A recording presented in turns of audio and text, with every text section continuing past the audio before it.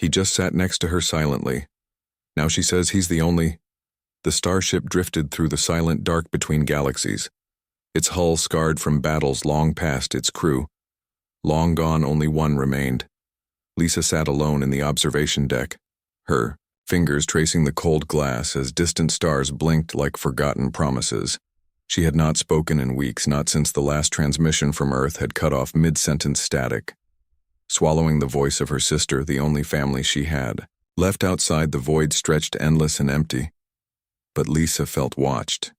She could not explain it, only that the hairs on her neck rose whenever she stared too long into the black beyond. She wore the standard-issue gray uniform, though it hung loose.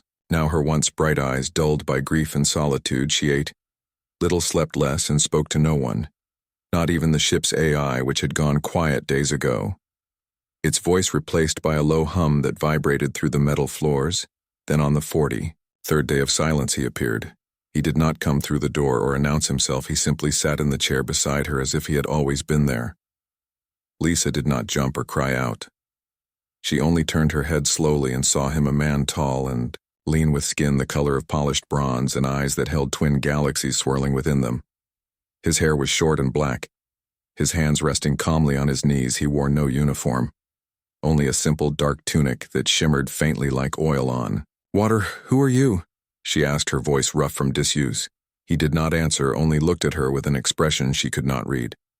Sorrow, understanding something older than time itself. She waited, but he remained silent, so she turned back to the stars, expecting him to vanish as strangely as he had come. But he stayed hour after hour, never moving, never speaking, just sitting beside her as if her presence was enough. Days passed like this. He came each morning, sat beside her, and left at night. Without a word, Lisa began to look for him. When he was gone, her heart sinking.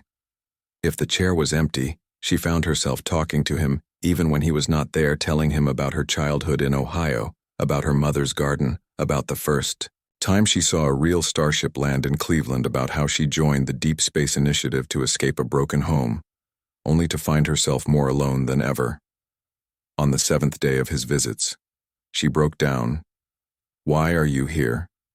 She whispered, tears streaming down her face. "I have nothing left, no one, no purpose, just this empty ship and a dead planet behind me." Still he said nothing, but this time he reached out and placed his hand over hers. His touch warm and steady like sunlight after a long winter. She did not pull away. That night she dreamed of oceans green and vast under twin suns. She saw cities built from living crystal, heard songs sung in languages that shaped the air itself, and in the center of it all stood him, watching her with those endless eyes. When she woke, he was gone, but the dream lingered like a promise. The next morning he returned earlier than usual, and this time he carried something, a small silver orb, no larger than a marble. It floated above his palm, pulsing gently. "With soft blue light, take it," he said, his voice low and smooth like wind through ancient trees.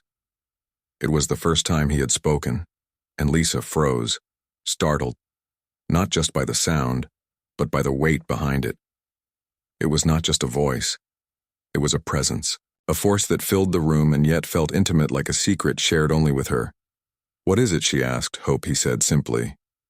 She hesitated, then reached out. The orb drifted into her hand, warm and humming with energy. Images flashed in her mind. Earth. Not as it was now, a graveyard of ash and silence, but alive, green, and teeming with people laughing. Children running through fields. Cities humming with clean energy. And in the sky, not warships, but vessels of peace. Exploration, unity. "Is this real?" she asked, breathless. "It can be," he said. "How you carry the seed." He explained the last humans died believing they were alone, that their story ended in fire, but you, Lisa, you remember, you feel, you hope. That is the spark the universe needs. She looked down, at the orb, then back at him. "You are not human, are you?" "No," he said. "I am a watcher, one of many. We do not interfere. We only observe, unless a species shows something rare, something worth saving. And you think I am worth saving?" "I think humanity is," he said, "and you are its last voice." Lisa closed her fingers around the orb. It did not burn. It comforted, like holding a piece of home. She felt something stir inside her. Not just hope, but purpose. What do I do, plant it? He said on a world ready to listen. It will grow into a beacon, others will find it. They will rebuild not just cities, but kindness. Trust the things your kind forgot in their rush to conquer. And you, he asked, will you stay with me? For now, he said. Until you no longer need me. She nodded, and for the first time in months she smiled. Weeks later, the ship landed on a small blue-green planet orbiting a quiet star. The atmosphere breathable, the soil rich, the oceans clear. Lisa stepped onto the surface, the orb cradled in her hands behind her. He stood silent as always, watching as she knelt and pressed the silver seed into the earthlight erupted from the ground. Not blinding, but gentle, spreading in waves across the land. Trees sprouted in seconds, their leaves glowing softly. Rivers changed, course to nourish the new growth, and in the sky above, a soft hum began a signal. A call not of war, but of welcome. Lisa stood and turned to him, tears in her eyes. Thank you. He bowed his head, then stepped back, his form beginning to fade like mist in. Morning sun, wait, she said suddenly, afraid you said you would stay until I no longer need you. You already do not. He said gently. You never needed me, Lisa. You only needed to remember your own strength. But I will miss you, and You, he said. But my duty is to watch, not to stay. As he vanished, the wind picked up, carrying the scent of blooming flowers and distant rain. Lisa stood alone again, but not lonely. She looked at the growing beacon behind her, then up at the stars. Somewhere out there, others would hear the call. They would come, they would rebuild, and she would be ready to greet them. He had been right. She was not the end.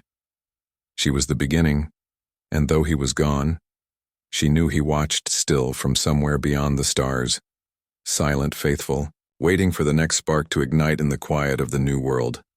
Lisa took a deep breath and began to build not just a home, but a future one where kindness was the strongest weapon and hope. The brightest star, she walked toward the glowing trees, her steps sure, her heart full. No longer the last human, but the first of something new. And somewhere in the endless dark between galaxies, a watcher smiled. Time flowed like a quiet river on Alara.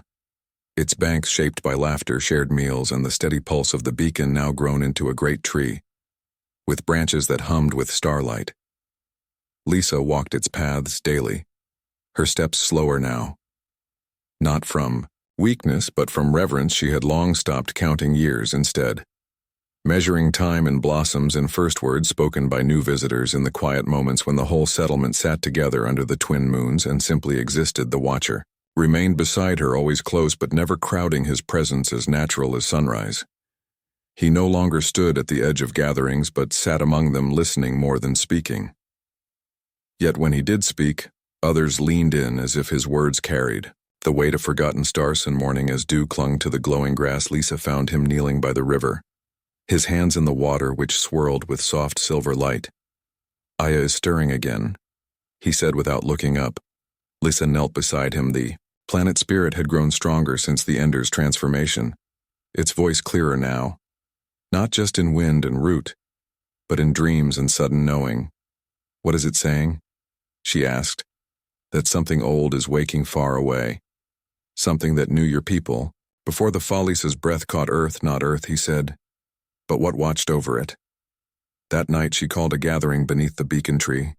Beings of all kinds came veilly, with their leaf cloaks, silver ones with their liquid eyes, dragonfly, folk trailing stardust. Even the Ender, now known as Kyle, sat quietly at the edge, his ash skin softened by time, and Carolisa stood and spoke simply.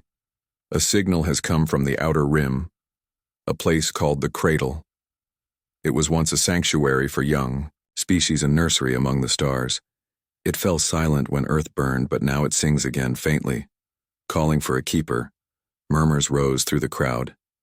The Cradle was legend, a myth some believed was just a story to comfort the lost. But the Watcher nodded. It is real, and it remembers humanity. Liza looked at the faces around her, then at the Watcher. You want me to go, not me, he said. The Cradle called your name.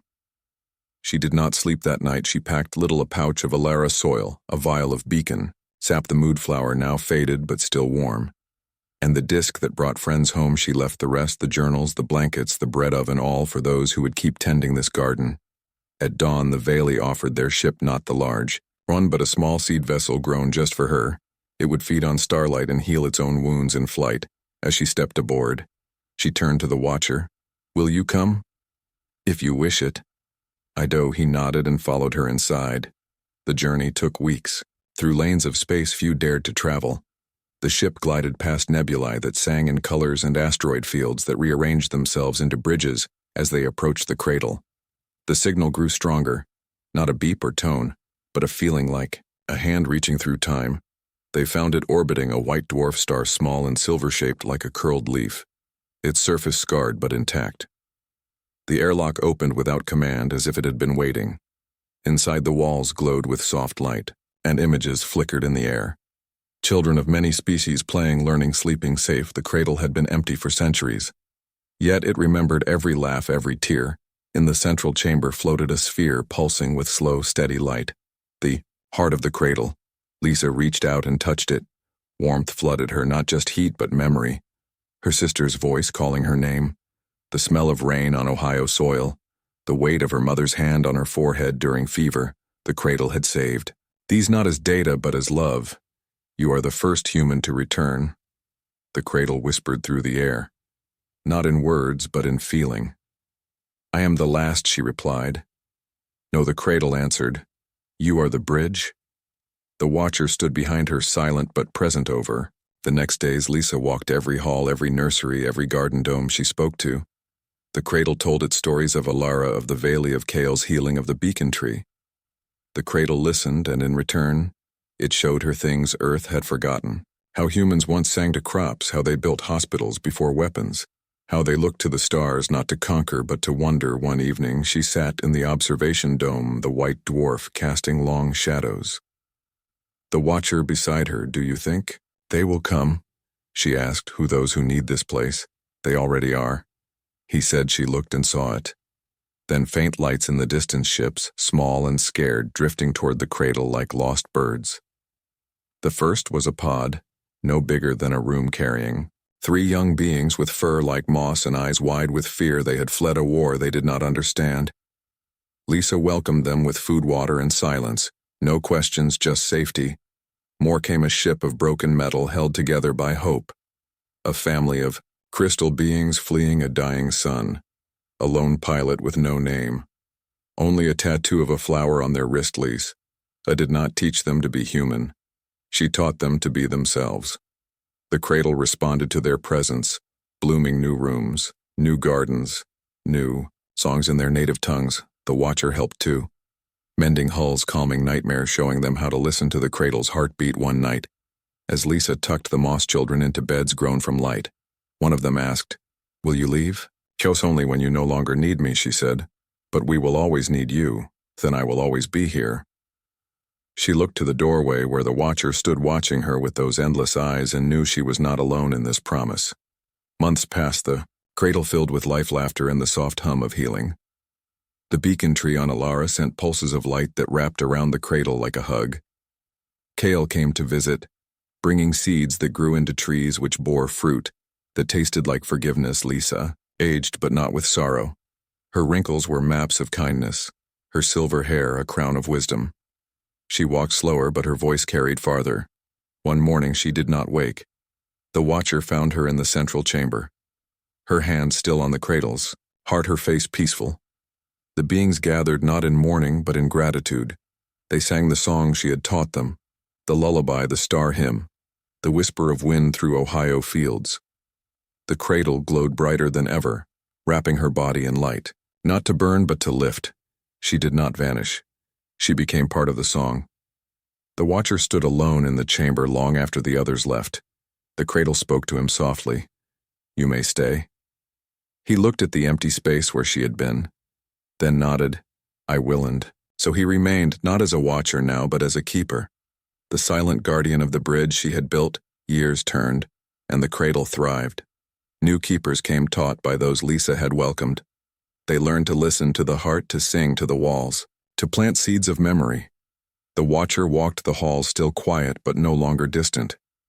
He held the moss children when they cried. He taught the crystal beings how to dance in rain. He sat with the nameless pilot until they found their name, and every night he visited the central chamber where a single glowing leaf hung in the air, pulsing with the same rhythm as the beacon on Alara. Would sit and speak to it, not with words but with presence. I am still here, and somewhere in the endless dark. Between galaxies, a song played on not because one voice sang it but because many chose to join in. The last human was gone, but her light lived in every safe harbor, every open hand, every quiet act of courage. And the Watcher finally understood he had not been sent to observe a dying species, but to witness a seed becoming a forest. He closed his eyes, and for the first time in eons, he let himself rest. Not because his duty was done, but because he knew the song would continue with or without him, and that was enough. The cradle hummed with 1,000 quiet lives, its halls filled with the soft sounds of healing laughter and the gentle rustle of new beginnings. The Watcher walked its corridors, not as a stranger now, but as a steady presence like the roots of an ancient tree. He no longer stood apart. He sat with the young ones during story hour. He helped tend the memory gardens where flowers bloomed with scenes from lost worlds. And he listened when the nameless pilot, now called Rian, spoke of dreams, too fragile to share with anyone else. Years had passed since Lisa's light had joined the song, yet her presence lingered in every choice the cradle made, in every open door, every warm meal offered without question. The beings who came broken left, whole not because their pain vanished, but because they learned it did not define them. One evening, as twin comets streaked across the sky, the cradle's heart pulsed with a new rhythm, not urgent but curious. It sent a ripple through the walls, a soft chime that drew all to the central chamber. The Watcher arrived last. His steps calm, but his eyes alert. In the center of the room floated a seed. Unlike any before, it was black as space, yet shimmered with tiny points of light. Like a captured galaxy, it turned slowly, humming a tune that felt both ancient and Nurian reached for it, but the Watcher gently stayed their hand. "It is not for us," he said. "It is a message." "From who?" A moss child asked. "From those who remember." The seed opened not with a burst but with a breath, and from it unfolded a vision. Not on a screen, but in the air around them, they saw a world of red sands and silver rivers, a city built into cliffs that glowed with inner fire, and in its center, a tower shaped like a hand, reaching skyward. But the vision was not still. It moved. They saw beings tall and slender with skin like polished stone moving through the streets, not in haste, but in harmony. They carried no weapons, only tools for building and books that floated. Beside them, pages turning in unseen wind. Then one turned and looked straight at them, eyes deep and knowing. "It is Earth," the Watcher whispered, "but not as it was, as it could have been, as it still can be." Ryan added. The vision shifted, showing the same city centuries later, overgrown with vines but not ruined, alive. The buildings now part of the forest, the streets filled with new life creatures with feathered tails and eyes that sparkled like dew.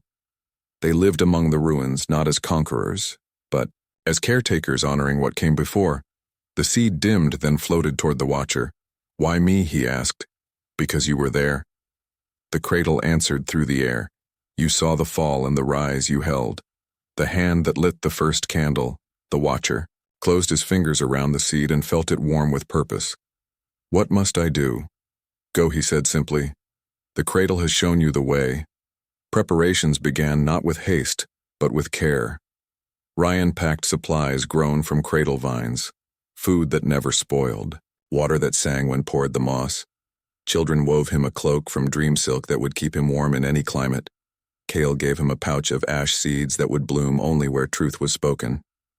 The Watcher accepted each gift with quiet thanks, and the day of departure the entire cradle gathered not to mourn but to send him forward with love.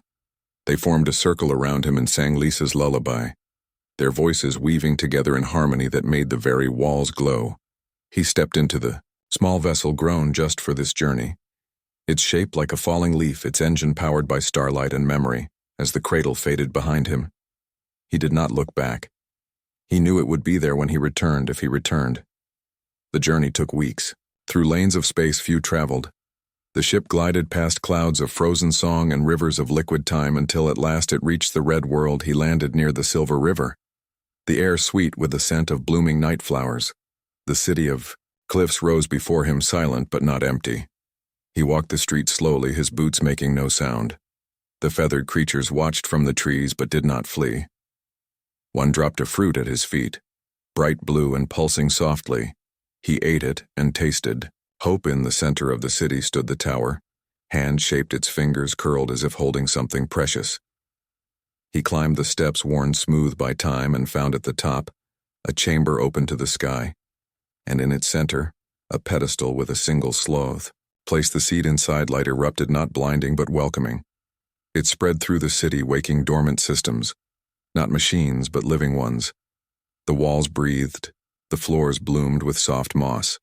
The air filled with the sound of distant voices, not ghosts but echoes of those who had lived, loved, and built here. Then a figure emerged from the light, not solid but woven from memory. A woman with kind eyes and hands stained with soil. You came. She said, I did. You are not human, no. But I loved one. Who was she? Smiled. Then you are welcome.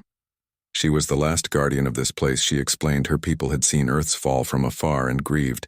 They had tried to send help, but the wars burned too fast by the time their ships arrived. Only silence remained, so they built this place a tribute, a dream of what Earth might have become if it had chosen peace.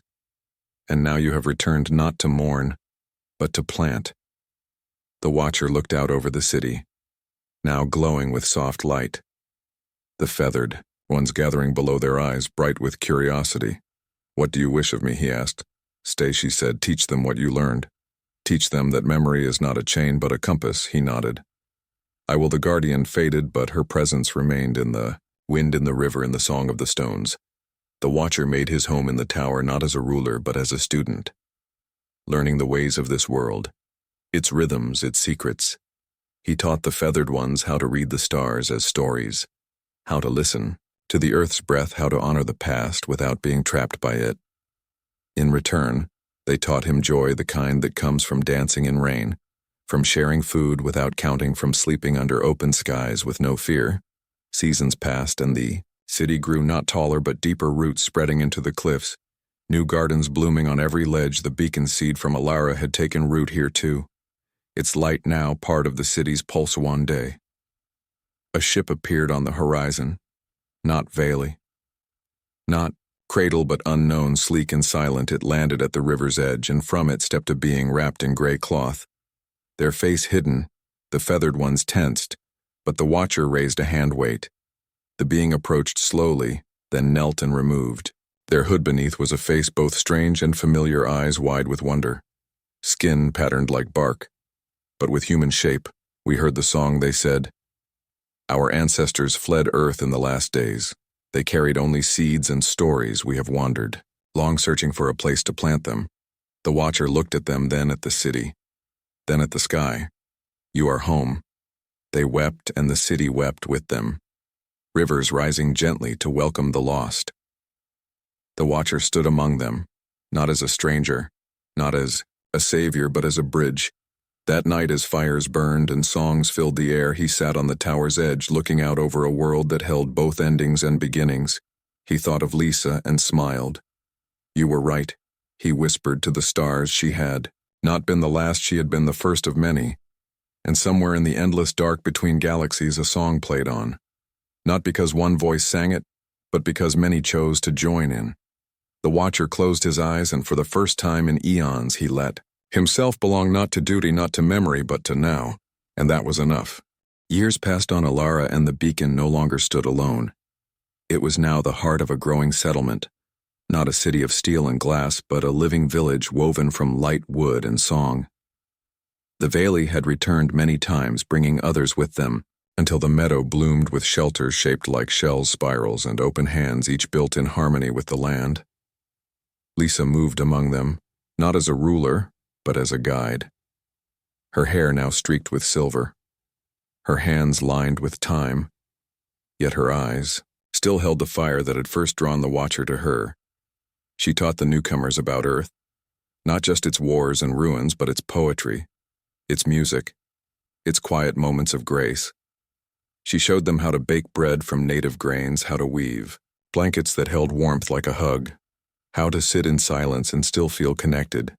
She never demanded worship or obedience, only openness and respect. And in return, they gave her their trust, their stories, their friendship. The Watcher remained always at the edge, always present but never intrusive. He helped when asked, mended broken tools with a touch, healed sick animals with a whisper, but never took center stage. He was the quiet hand that steadied the boat, never the one who steered it. Lisa often found him sitting beneath the oldest tree on Alara, its bark etched with names of every being who had visited the planet. He would trace the letters with his fingers, as if memorizing each soul-lone morning as mist curled through the valley. Lisa found him standing before the beacon, his expression unreadable. "Something is coming," he said, not a question but a warning. She felt it too, a shift in the air, a tension in the light. The beacon's pulse had changed, not weaker but sharper, like a warning bell wrapped in silk. Who, she asked, not who, what. That night the sky darkened, not with clouds but with absence.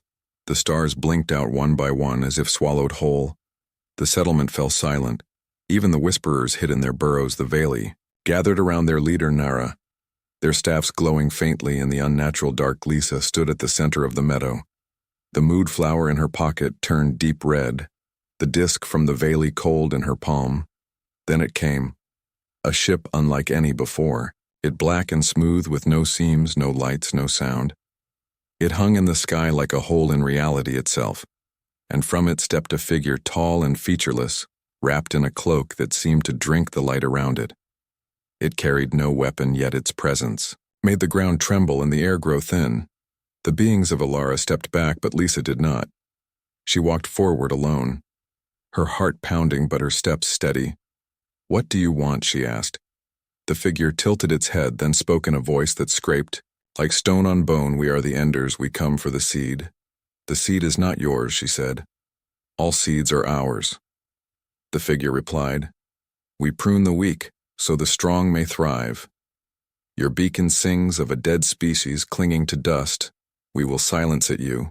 "Do not understand," she said. "It is not about clinging, it is about remembering. It is about saying, even in the darkest night we chose to light a candle." The Ender laughed, a dry sound like breaking bones, then raised a hand toward the beacon. Before it could act. The Watcher stepped between them. "You have no right," he said, his voice calm but heavy with ancient power. The Ender paused. "Who are you?" "A Watcher." "Then watch and do not interfere or be unmade." The Watcher did not flinch. "I have watched your kind. Before you burn worlds and call it order, you erase memory and call it peace. You are not gardeners, you are grave diggers." The Ender lunged, but the Watcher raised his hand and light erupted from his palm. Not fire, but pure memory. Images of Earth flooded. The air children laughing in parks, scientists sharing discoveries. Lovers holding hands in rain cities, rising not through conquest but through cooperation. The Ender staggered as if struck. "You show me weakness." The Ender hissed. "No," Lisa said, stepping forward. "I show you strength. It takes no courage to destroy, it takes everything to rebuild." She turned to the beings around her. Veil, I, Silver Ones, Dragonfly folk, and others who had come since, and raised her voices, "Sing with me." And they did not with weapons, but with voices. The Veli hummed their star songs. The Silver Ones pulsed with harmonic tones, the Dragonfly folk chimed like wind through crystal. And Lisa sang the oldest human lullaby, the one her mother sang on stormy nights. The beacon flared. In response, its light not just blue now, but gold, red, green. Every color of every world that had ever hoped. The Ender screamed as the light touched it, not in pain, but in recognition. For deep within its hollow core, it remembered what it had once been, a world that chose silence over song and was lost. The cloak fell away, revealing not a monster, but a being of ash and sorrow, its eyes wide with forgotten grief. "We only wanted to stop the hurting," it whispered. Lisa walked to it and took its hand, though it was cold and crumbling. "Then let us heal instead of hiding." The Ender wept, and as its tears fell, they turned to seeds tiny and bright. The Watcher knelt and planted them in the soil beside the beacon. From them grew flowers that bloomed only at night, their petals showing scenes of worlds that had fallen but were not forgotten. The Ender stayed on Alara not as a threat, but as a student. learning to tend the garden of memory. It built a small shelter near the Whisperers and spent its days listening to stories. Peace returned, but it was different now. Deeper, stronger, forged in fire, but cooled in compassion. Lisa sat with the Watcher under the named tree that evening. "You could have destroyed it easily," she said. "Why didn't you?" "Because healing is harder than ending," he said. "And harder things are worth more." She leaned against him, and for the first time he did not pull away. Months later, a new signal came. Not from the stars, but from deep within Alara itself. The planet was waking not just as a home, but as a being ancient and kind. It spoke through the rivers, through the wind, through the roots of the beacon tree. It called itself Aya, and it thanked Lisa for reminding it how to dream. Aya gifted each being a seed of its own, not to plant elsewhere, but to carry within, a reminder that home is not a place but a choice to care. Lisa knew then that her work was changing. She was no longer just the keeper of humanity's memory, but a guardian of connection itself. One morning she stood at the edge of the settlement, looking out at the valley now filled with life, laughter, and light. The Watcher joined her. "Will you leave now?" she asked. "Not yet," he said. "Will you ever?"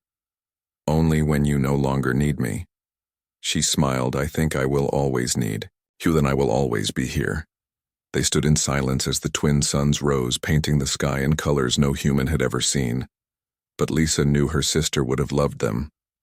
She closed her eyes and whispered a promise. "Not to the stars, but to the future. Are not gone, we are growing."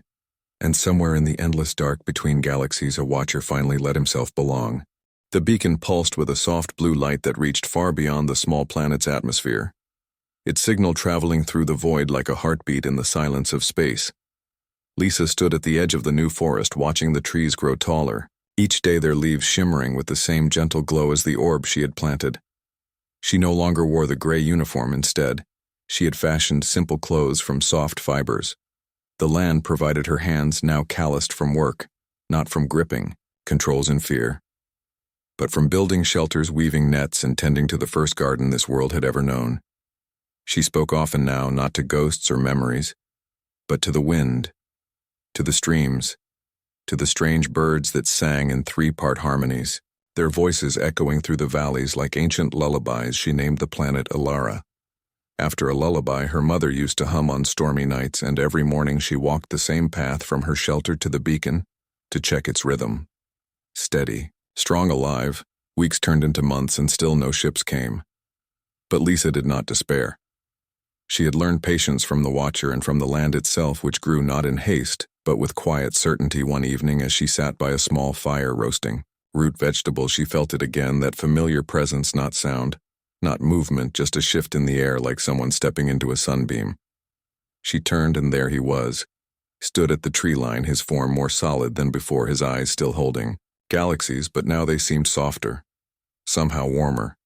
He wore the same dark tunic, but it no longer shimmered like oil. Instead, it reflected the starlight like calm water. "You came back," she said, not with surprise, but with quiet joy. "I never truly left," he replied, his voice as smooth as ever, but laced with something new, affection. "Perhaps." She patted the ground beside her, and he sat without hesitation, the fire crackling between them, casting long shadows that danced like old friends. "Why now?" she asked. "Because you are ready," he said. "For what?" "To meet them." Her breath caught in her throat. "Them. The first have heard your call," he explained. "They are not human, but they carry kindness in their bones. They have lost worlds too. They understand grief, and they seek not to conquer, but to connect." Lisa looked toward the sky, her heart pounding. Not with fear, but with wonder. "Will they come here soon?" he said. "And will they accept me? You are the voice of a dead world reborn." He said, "They will see you not as a relic, but as a promise." She swallowed hard, then nodded. She had spent months preparing not just the land, but herself. She had built a landing pad from smooth stone, cleared a wide meadow, and even carved symbols into the earth. Symbols of peace, welcome, and shared memory. She had not done it for show, but because it felt right. Because humanity deserved to be remembered not for its wars, but for its songs, its stories, its courage to hope, even when all seemed lost. 3 nights later, the sky changed. A soft hum filled the air, not mechanical but organic. Like the song of a great whale rising from deep water, Lisa stood at the center of the meadow, barefoot and unafraid as a ship unlike any she had ever seen descended. It was not made of metal, but of woven, light and living wood, its shape fluid, shifting like a leaf caught in a breeze. It settled gently on the landing pad without a sound. The hatch opened, not with a hiss but with a sigh, and from within stepped a being, tall and slender with skin like pale bark and eyes that glowed faint amber. They moved with grace, each step deliberate, respectful. They carried no weapons, only a staff topped with a crystal that pulsed in time with the beacon. Lisa stepped forward, hands open, palms up, the universal sign of peace. "Welcome," she said in basic galactic standard, the language taught to all deep space cadets. The being tilted their head, then spoke in a voice like rustling leaves. "We heard the song, it is not mine alone." Lisa said, "It belongs to those who came before me and to those who will come after." The being nodded, then placed a hand over their heart. A gesture Lisa recognized from old Earth archives. It meant, "I see you." More beings emerged from the ship, some with feathered limbs, others with scaled skin or translucent wings, but all moved with the same quiet reverence. They did not swarm or demand. They waited, watched, listened. The Watcher stood at the edge of the trees, watching but not interfering as he had promised. Over the next few days, Lisa showed them Alara, the gardens, the river, the shelter she had built. She shared food, water, and stories. They in turn taught her their names, their histories, how their own world had burned not by war but by a dying sun, and how they had wandered the stars searching for a place to plant their own seeds of memory. They called themselves the Veli, and their leader, a gentle soul named Nara, became Lisa's closest friend. Nara spoke little, but her eyes held oceans of understanding. She gifted Lisa a seed of her own, a tiny pod that bloomed into a flower that changed color with the mood of the one who held it. Lisa kept it in her pocket always. One evening, as the twin moons rose, Nara asked the question Lisa had been waiting for. "Will you come?" With this, Lisa looked toward the beacon still pulsing strong, then to the shelter she had built, then to the stars above. "I cannot leave yet," she said. "This place is still young. It needs a voice." "A keeper." Nara nodded, as if she had expected this answer. Then, she placed something in Lisa's hand, a small disc made of woven light. It hummed softly. "When you are ready, press this and we will return." Lisa thanked her and tucked the disc beside the mood flower. The Veli stayed for 7 more days, teaching Lisa how to read the stars not as points of light but as stories written in time.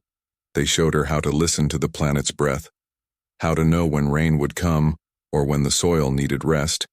They did not see her as primitive or broken. They saw her as whole, as equal. When they left their ship, rose slowly, the light weaving back into the sky like a thread pulled through fabric. Lisa stood alone again, but this time she did not feel abandoned. She felt connected, part of something larger than one species, one world, one life. The Watcher appeared beside her as the last glow of the ship vanished. "You did well," he said. "I had help." She replied, "As you will again." He said, "The Veli are only the first. Others will come drawn by your light, and what? Then you will teach them what it means to be human. Not the part that destroys, but the part that creates, that forgives, that dares to love after loss." She looked at him, then really looked, and saw something she had missed before: sadness beneath the galaxies in his eyes. "Have you lost someone too?" she asked softly. "Long ago," he said. "My world, my people." They chose silence over song and faded into the dark. "I became a Watcher so their end would not be forgotten, and so others might choose differently." Lisa reached out and took his hand this time. It was she who offered warmth. "You are not alone anymore." He did not answer, but his fingers tightened around hers. Just for a moment. Seasons passed on Alara. The beacon grew stronger. Its light now visible from orbit, the planet itself seemed to breathe in time with it. Animals came from the deep forest, creatures with 6 legs and eyes like polished stone. They did not fear Lisa. They watched her with curiosity and sometimes followed her on her walks. She named them whisperers for the soft sounds they made when they moved. She built a second shelter larger this time with rooms for visitors. She carved shelves into the walls and filled them with journals made from pressed leaves and ink from berry juice. In them she wrote everything: the history of Earth, the names of cities, the taste of strawberries, the sound of rain on rooftops, the feeling of holding someone's hand during a thunderstorm. She wrote for those who would come after, for those who would ask what humanity was really like. One day while tending the garden, she felt the disc in her pocket grow warm. She pulled it out and saw it glowing softly. She knew what it meant. She walked to the meadow, pressed the disc, and waited. Within hours the sky hummed again, but this time it was not one ship, but 3 different shapes, different colors, all descending in perfect harmony. The first was Veli, their ship now familiar and comforting. The second was sleek and silver, its surface shifting. Like liquid mercury, beings emerged with smooth gray skin and large dark eyes. They moved in perfect sync as if sharing one mind. They bowed deeply upon seeing Lisa and offered her a sphere that played music, made from the vibrations of neutron stars. The third ship was small, almost fragile, made of woven vines and glowing moss. Its passengers were tiny, no taller than Lisa's forearm, with wings like dragonflies. They spoke in chimes and left trails of sparkling dust as they flew. They gifted her a vial of stardust that could heal broken bones and soothe sorrow. Lisa welcomed them all, fed them, shared her stories, and listened to theirs. That night, as fires burned and music filled the air, Lisa sat with the Watcher once more. "You were right," she said. "They came and more," Willie said. "Will you stay with me until the end, until you no longer need me?" He repeated, but this time he added, "And perhaps even after." She smiled and leaned her head on his shoulder for the first time, allowing herself to rest, not as the last human, but as Lisa, the keeper of light, the bridge between what was and what could be. Above them, the beacon pulsed brighter than ever, its song now joined by others from across the stars, a chorus of hope rising from the silence. And somewhere in the endless dark between galaxies, a Watcher finally let himself hope too.